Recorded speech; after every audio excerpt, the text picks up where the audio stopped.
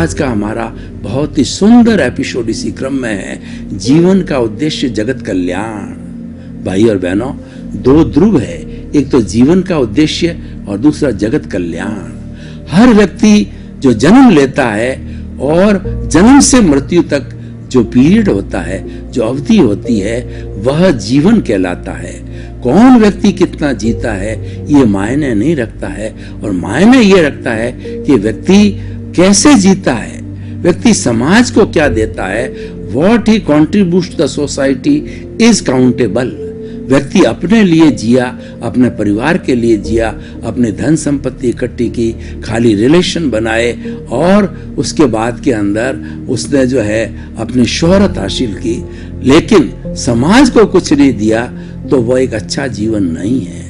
तो इसीलिए जो व्यक्ति जीता है उसे अपने जीवन का उद्देश्य बनाना चाहिए, हर व्यक्ति को बनाना चाहिए कि आखिर मैंने जो मनुष्य जीवन पाया है, मनुष्य जीवन बहुत दुर्लभ है। हमारे जो है वो वैदिक ग्रंथ है, वो बताते हैं कि 8 भवों तक लगातार हम सुकृत करते रहें तो 9वां भव हमें मनुष्य का मिलता है।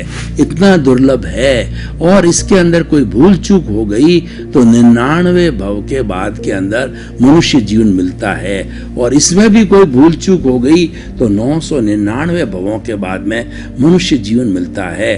तो हम समझ सकते हैं कि मनुष्य जीवन कितना दुर्लभ है। इसीलिए हमारी भारतीय संस्कृति के धार्मिक ग्रंथों में 4 बातें बहुत मुश्किल बताई गई है कि पहली जो बात है मनुष्य जीवन का मिलना, दूसरी बात है कि ईश्वर वाणी के सुनने का अवसर मिलना, सत्संग होना, और तीसरी बात है कि ईश्वर की वाणी को हमने सुना, उसके ऊपर श्रद्धा होना, और चौथी बात है कि हमें श्रद्धा भी हो गई तो वह बात यह है उसको जीवन में उतारना, उसको चरित्र में ढालना। इसीलिए जो मुख्य बात है, हमारा ये जीवन अच्छा बनना चाहिए, और मनुष्य जो है एक इस सृष्टि का सर्वश्रेष्ठ प्राणी है। इसीलिए कहा गया है कि मनुष्य एक ऐसा व्यक्ति है जो कि मुक्ति को जा सकता है, दूसरा कोई भी प्राणी मुक्त नहीं हो सकता है।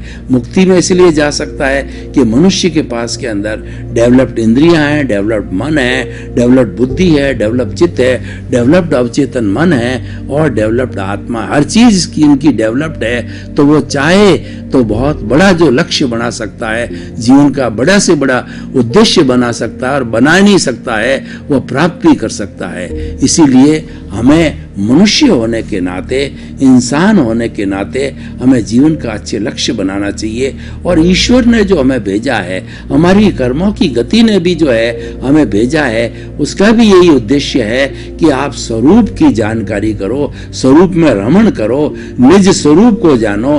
इसीलिए मनुष्य जीवन मिला है, क्योंकि दूसरा कोई भी प्राणी निज स्वरूप की जानकारी नहीं कर सकता। मनुष्य देखिए कि वो जगत को बहुत जानता है, एक एक संबंधी की एक एक बात को अच्छी तरह से जानता है, व्याख्या कर सकता है, घंटों घंटों पर जीवन भर उसमें लगा देता है उसकी क्रिया प्रतिक्रिया के अंदर, लेकिन स्वयं को जो है बहुत कम जानता है। और मनुष्य जो है वो अपने को दूसरे की गज से तोलता है और दूसरे को अपनी गज से तोलता है, यानी वो व्यक्ति दूसरों के बारे में बहुत जानता है, स्वयं के बारे में वो नील होता है। इसीलिए मैं कौन हूं इसकी जो है वो हमें जानकारी होना, इसका रियलाइजेशन होना, सेल्फ रियलाइजेशन होना, इंट्रोस्पेक्शन होना, स्वनिरीक्षण होना, आत्म परीक्षण होना सबसे बड़ा कठिन कार्य है, क्योंकि दूसरे कार्य हम आसानी से कर सकते हैं। यह जो कार्य है वो पुण्योदय वाला ही कर सकता है, ज्ञानी पुरुष ही कर सकता है, महात्मा ही कर सकता है। जिसको गुरु से या ज्ञानी से जो ज्ञान मिलता है तभी उसके अंदर ये मंशा खड़ी होती है, वो चिंतन करने लगता है कि मैं कौन हूँ, मैं कहाँ से आया हूँ और मुझे कहाँ जाना है। वरना जो साधारण व्यक्ति जो है वो कि इंद्रिय सुख तक ही सीमित है, उनको इस बातों से कोई लेना ना देना नहीं है, और ये बातें उनके जहन में, उसके दिमाग के अंदर आती भी नहीं है। तो भाई और बहनों, हमें जीवन का उद्देश्य बनाना चाहिए। अब प्रश्न यह है कि उद्देश्य दो तरह के होते हैं, एक तो भौतिक उद्देश्य होता है और दूसरा आध्यात्मिक उद्देश्य होता है। हमारी भारतीय संस्कृति आध्यात्म वाली संस्कृति है। हम आर्यों की संतान हैं। मोहनजोदड़ो हड़प्पा की खुदाई को देखें तो उसमें भी हमारे अध्यात्म और भौतिक जगत का समन्वय था। वहां पर भी जो है वो भौतिक अच्छे मकानों के साथ साथ के अंदर हमें ध्यान करते हुए साधु सन्यासी मिले, जटाधारी उनकी मूर्तियां मिली, जटाधारी जो है साधु मिले, मंदिर मिले।